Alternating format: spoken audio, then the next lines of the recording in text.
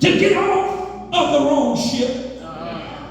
The Bible says that when God told him to go to Nineveh and to cry out, that Jonah went in a different direction.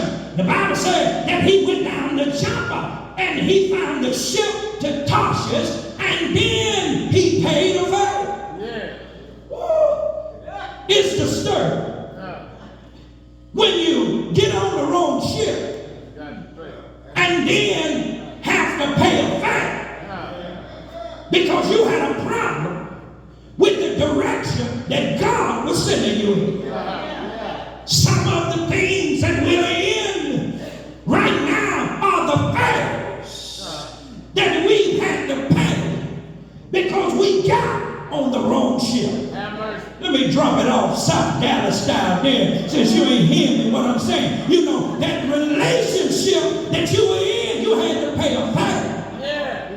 An emotional fare. That investment, probably, I would say, expanding your credit line wider than you should have expanded it. Now, you got to pay a fare. Yeah. I wish I had a witness here. You were told not to marry who you married, and you got in there anyway because you thought you could change somebody. But to look at you now, you had to pay a fare. Yeah. Anybody here know what I'm talking about? But I'm here to tell you that it's time to get on the right ship. All right. It's time to go in another direction. Yes, because the Bible says that after Jonah got on the ship, that a storm began to rise. Have I got a witness? The other passengers on the ship, they were trying to figure out what was going on. Got his attention and said, man, get up and call on your God. And when they began to call on their God, Jonah finally admitted that I'm going in the wrong direction. Matter of fact, I'm the reason for the storm. He finally confessed, like that prodigal son in Luke 15, when he came to himself. Have I got a witness here? When he finally admitted that he was wrong, that he was going in the wrong direction. The Bible said when they was discarding the cargo, and finally they threw Jonah overboard. Threw him overboard, and God prepared a big fish. Swallowed Jonah up. And in the belly of the fish, Jonah began to cry out to the Lord. He began to have regular prayer meetings. Do I have a witness here? Isn't it something when we get into something that we can't get out of ourselves, we take time to do some showing up praying. Have I got a witness here? But I'm glad about the fact that regardless of what we have found ourselves in, I'm glad about the fact that we are cognizant enough to realize that we still need to talk to God. Hurting like you're hurting, you need to talk to God. Feeling like you're feeling, you need to talk to God. Angry like you're angry, you need to talk to God. Disappointed like you're disappointed, you still need to talk to God. Is there anybody in here can testify? You thank God that you have realized no matter what you're in, that you still need to talk to God. Talk to him. That's what Jonah did. And the Bible says that the fish regurgitated Jonah back up on the shore.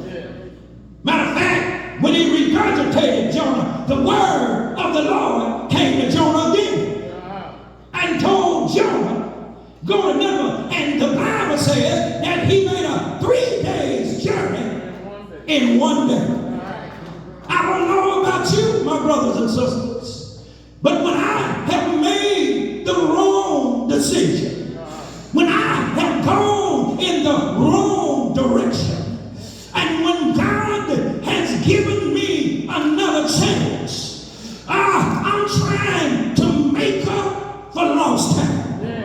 Is there anybody in here today that can testify that one time or another you caught the wrong ship?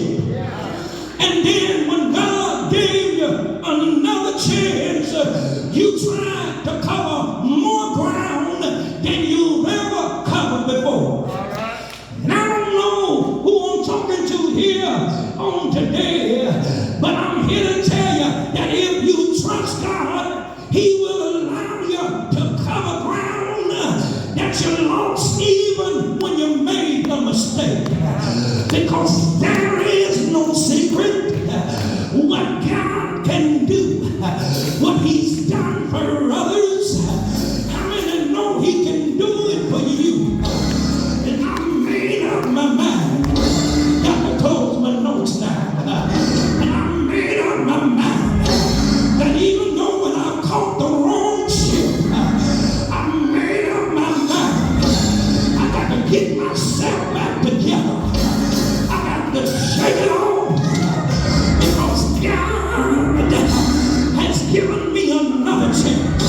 Is there anybody in here that had another chance? Now stop singing a second chance. Because we've blown a second chance a long time ago. They need to change that song and say, God, we'll give you another chance. I said, won't He do it? Won't He turn that thing around? I got a witness here. Well, this is the last time here. Point at somebody and let them know, neighbor, God has given you another chance because you had a personal call. Have I got a witness here? He called you. Yeah, so He can do a work through you. But not only a personal call. Lastly here, it's a missional call. So when Jonah got up on the shore, he realized that God gave him another chance, and he started running like he never ran before.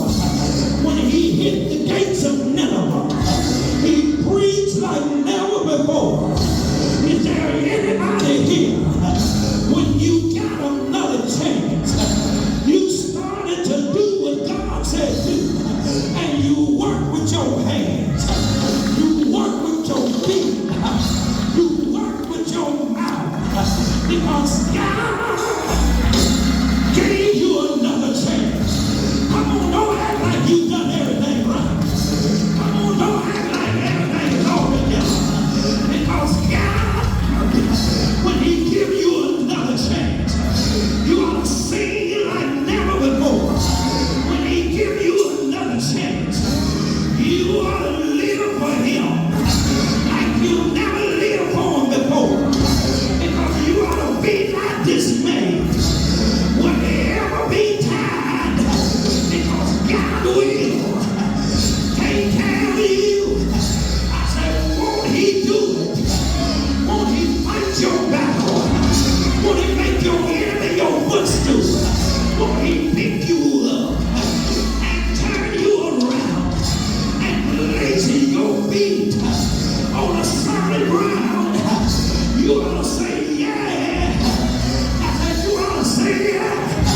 But the reason you got another chance is because they stretched Him wide, because they hung Him high, because He died.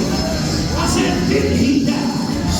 They took Him down after hanging from the sticks to the knife out. He stayed in the grave all night, Friday night, all day, Saturday day, all night, Saturday night.